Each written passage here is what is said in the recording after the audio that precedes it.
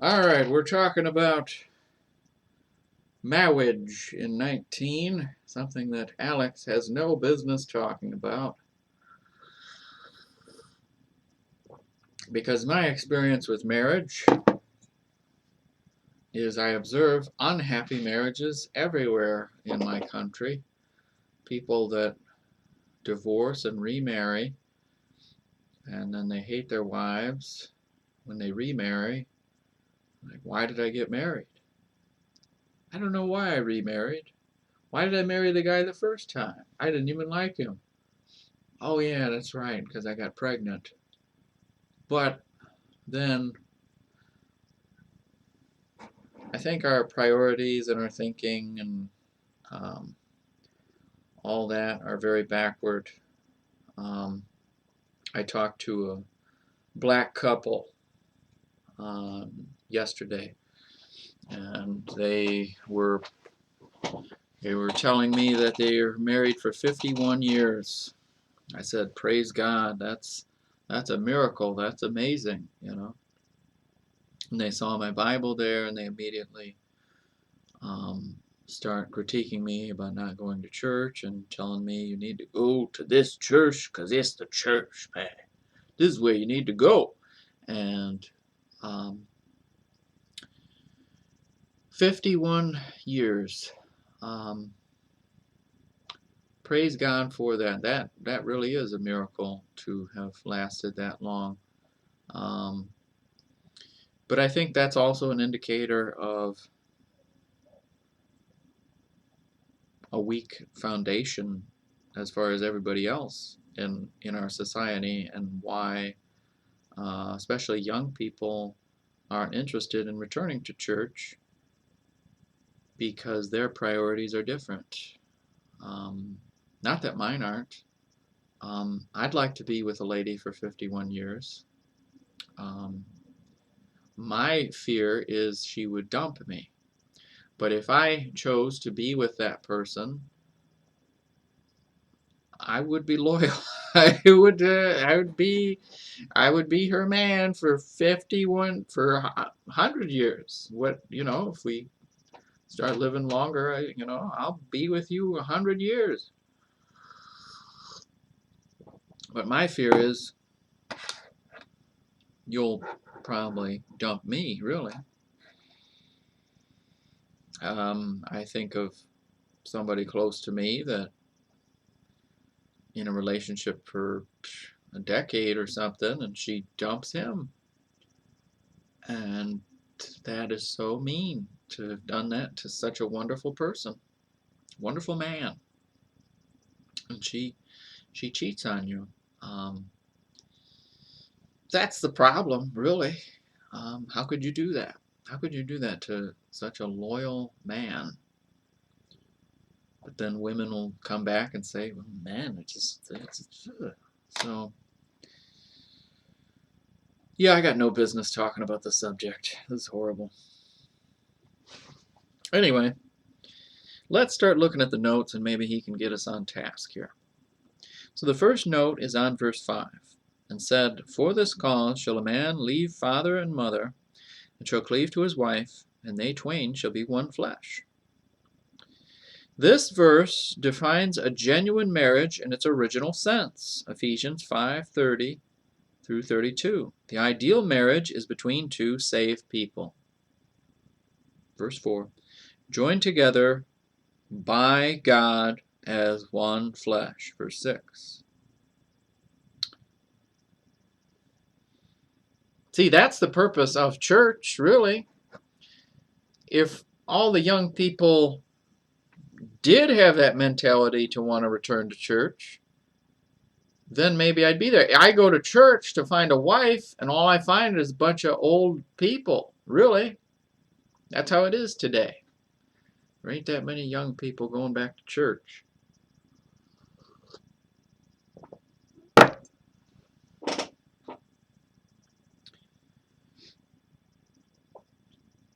But that's how it should be. That ideally, I don't want to join myself to I was talking about a Megan Fox type looking lady. Uh, Very beautiful, that comes into my store once in a while, and I saw her the other day and I was dumbfounded. She looked better than ever. I've seen this girl before and I lose my mind. This time was even worse. But do I know she's saved?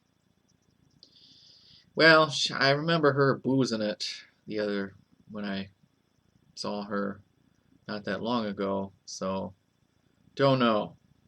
Booze is not a good sign, though. Anyway, you want to get married to another saved, born-again Christian that's in their Bible and takes it seriously and loves God more than you. That should be, ideally, your goal. Okay. But marriage, per se, is intercourse, and it is defined as such even when there is fornication with a harlot. 1 Corinthians 6:16 through 18. So, okay, and then he says, for a lengthy dissertation, see my book on marriage, divorce, and remarriage, Bible Baptist Bookstore, 1980. I really need to buy more of his books. He's got a lot to say, really. So what is he saying there? Marriage, per se, is intercourse.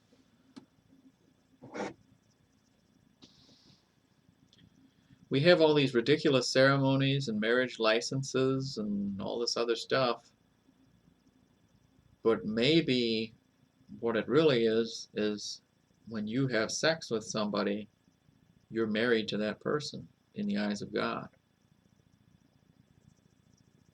Could that be it?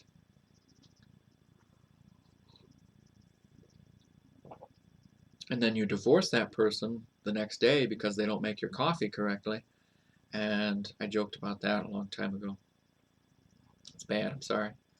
And then you wonder why we get so screwed up mentally and physically. I think it has something to do with this, us just having sex with everything, because you're married, you're divorcing, married, divorce, sex, sex, sex.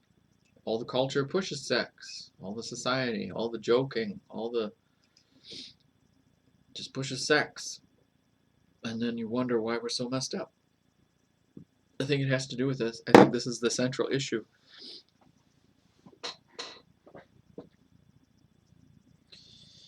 (19:7) They say unto him, why did Moses then command to give a writing of divorcement and to put her away?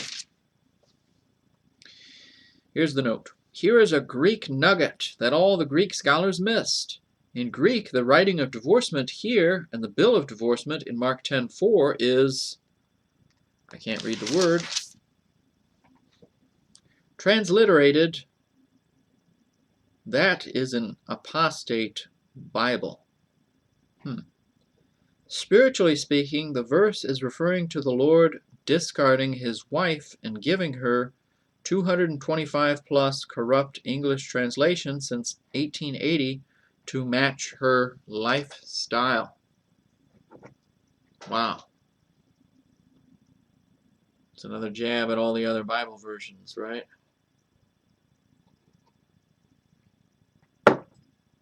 And like I said, what is our lifestyle? Sex, divorce. Sex. If sex is marriage, then you just dump the guy the next day. There's a problem there.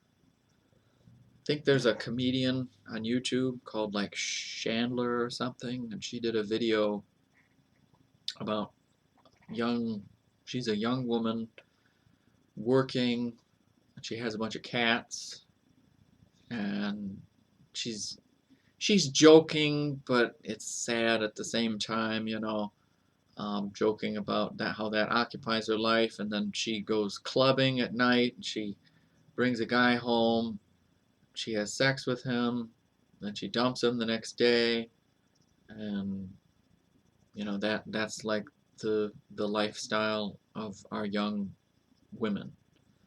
And then you wonder why a nice guy like me, well, maybe I shouldn't boast myself and calling myself a nice guy, but you wonder why I get depressed about that. Like that's my choice then, is to go join myself to that she's just having sex with everything.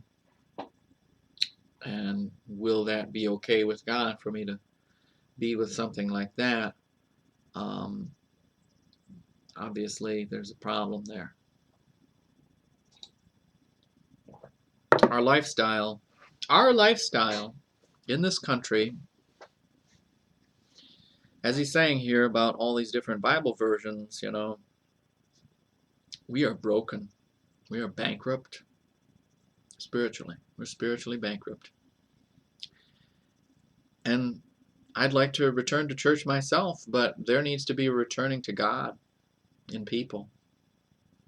Otherwise, all these old people in churches, you know, I don't know how to. Well, Alex, you could take the first step and you could join my church and you could marry a 70-year-old lady. That'd be good.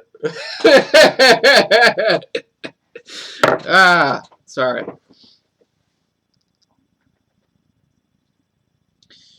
(19:7). Same verse.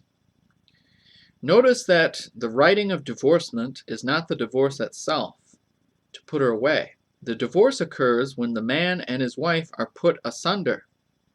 Christ gives the grounds for divorce as fornication. That is, when the two are put asunder by one of them joining flesh with another party. The writing of divorcement is a legal document that represents what has already taken place. The Roman Catholic setup, where the marriage is the ceremony, is false from top to bottom. Thank you. That was the example I was using with my cousin's wedding. You know, I wasn't trying to critique her or anything. She's my hope of humanity, that she'll survive and her family will thrive and continue, and there's hope in them. But anyway, her first marriage, though, was this big Catholic bonanza, and it's a bunch of nonsense. Anyway, 19:12. For there are some eunuchs which were so born from their mother's womb, and there are some eunuchs which were made eunuchs of men, and there be eunuchs which have made themselves eunuchs for the kingdom of heaven's sake. He that is able to receive it, let him receive it.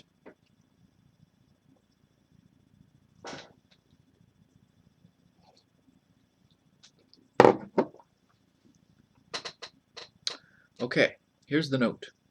Here is another reminder that marriage is physical. Jeez. Along with childbearing and copulation. None of them are spiritual or legal, although those qualities may accompany them. Some men do not marry because they are sterile, others because they have been castrated, e.g. Daniel. That's what McGee says. Well, it does say that. I forget exactly what. Does he give the verse? No. But that's what they made the point about, is that he was castrated so that he could concentrate on his Babylonian education.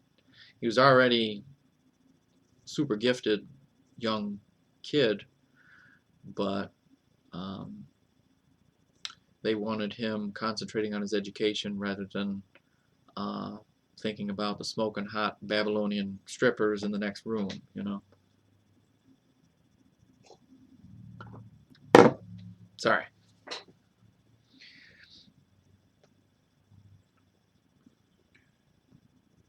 Some men do not marry because they have decided that they can serve God better as a single man. In the Roman Catholic system, clerical celibacy has been forced on its monks and priests by the hierarchy. And I believe that is wrong. I don't think that's appropriate. There's all kinds of horror stories that I won't even, you know what he's hinting at there. But um, a good example of this would be Jim. Jim has concluded this perspective that some men do not marry because they have decided that they can serve God better as a single man. He doesn't necessarily say that from the serving God perspective. He's just saying it from, well, you can look at it from every perspective. You know, if Jim wanted to serve God, he could. I think he'd be great as an evangelist, um, but he has concluded that, like I was saying earlier, you know, if your women options are a bunch of ladies that go clubbing every day and they have their 10 cats at home and they take care of the cats and they do their job, they're on all kinds of drugs, and then they go clubbing, and then they have sex with the guy, and then they go home and they restart their week the same way every time. Um, and that's my hope or interest, you know, is some woman that behaves like this. You know, it's completely, it's kind of hopeless for all of us. And Jim says to me, Alex, I know you want to get married. Um, I know, it's tough, but think about this. Think about it this way: when the world ends and everything gets blown up, bear in mind there's going to be rebuilding, and pretty much every lady then after that survives, you know, that'll be fair game. But until then, basically, this insanity of women clubbing and sex and drugs and dancing and cats, you know, that's all got to end in order for a return to sanity to occur. You know, our mentality, it's just like I was saying earlier, we're spiritually bankrupt. We have nothing to offer each other. This is what we should be offering each other. This is should be the standard of our marriage, our society, our lives, is whatever God says. But when we think like a bunch of prostitutes, which admittedly, that's how I think a lot of times, you know, I see a beautiful lady come into my store and I have terrible thoughts. Not godly thoughts, but God protects me anyway, even though you think in inappropriate ways. You imagine that you'd be with that person, it would be so great, but God is kind of shielding you from what you think would be good, but really it would probably curse you, curse your life. You wouldn't be worthy to get in front of this camera anymore. Um, you know, it's a very sad world we live in, sad culture and circumstances. Um, so anyway, Jim has chosen to be single, even though he's a big Viking boy. Um, but he has chosen to be single because he sees, he said that to me, how sad all of his family is as far as their marriages and everything. They're all unhappy marriages. That's his example, you know. Oh, a godly marriage between these two people. Man, that makes me want to get married, you know. Um, or you get jealous of, you have a cousin that marries a lady that's just gorgeous, and then you get jealous of them, but then you see the result. I think they said that guy's in prison now for, yeah, that's the other thing. the society then discourages it too with the you get a lady pregnant, you have to pay child support for 18 years or something. So, and she dumps you anyway, you're still gonna pay. You're done. You think my job makes enough dough to pay for that? Man, yeah, I'm done. I'm dead.